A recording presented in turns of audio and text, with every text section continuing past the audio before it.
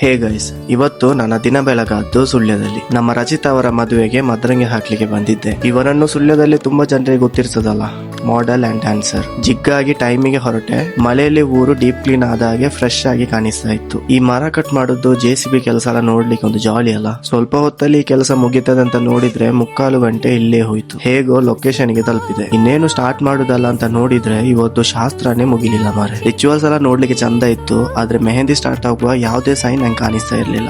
ಹೀಗೆ ಅಂತ 12ವರೆಗೆ start ಆಗ್ಬೇಕಾದ mehndi start ಆದ್ದು 3 ಗಂಟೆಗೆ. ಅದರಲ್ಲಿ ಸಹ ಫಸ್ಟ್ ಗೆ ನಾನು ಅಂಗೈಯಲ್ಲಿ ಮಾತ್ರ ಮಾರ್ಕ್ ಮಾಡಿದ್ದೆ, ಯಾಕಂದ್ರೆ ಇವರಲ್ಲಿ ಮೆಹಂದಿ ಇಟ್ಟು ತಕ್ಷಣ ತೊಳೆದು ಯಾವ್ದೋ ಬೇರೆ ಶಾಸ್ತ್ರ ಉಂಟು, ಅದಾದ್ಮೇಲೆ ನೀವು ಆರಾಮಾಗಿ ಕೂತ್ಕೊಂಡು ಮೆಹಂದಿ ಹಾಕಿ ಅಂತ ಹೇಳಿದ್ರು. ಲೇಟ್ ಆಗೋದು ಅಂತ ಅನ್ಕೊಂಡೆ, ಆದ್ರೆ ಇಷ್ಟೆಲ್ಲ ಇರ್ತದೆ ಅಂತ ಅನ್ಕೊಂಡಿರ್ಲಿಲ್ಲ. ಏನೇ ಇದ್ರು ಇದು ಬ್ರೈಡ್ ನ ದಿನ. ನನ್ನ ಅರ್ಜೆಂಟಿಗೆ ಅವರ ಮೊಮೆಂಟ್ ಅನ್ನು ಹಾಳು ಮಾಡ್ಲಿಕ್ಕೆ ನಂಗೆ ಇಷ್ಟ ಇರ್ಲಿಲ್ಲ. ಮತ್ತೆ ಈ ಟ್ರೆಡಿಷನ್ ರಿಚುವಲ್ಸ್ ಎಲ್ಲ ನಾವೇ ನಮಿಗೋಸ್ಕರ ಮಾಡಿಕೊಂಡದ್ದು, ನಾವೇ ಅದನ್ನು ಫಾಲೋ ಮಾಡಿದ್ರೆ ಹೇಗೆ?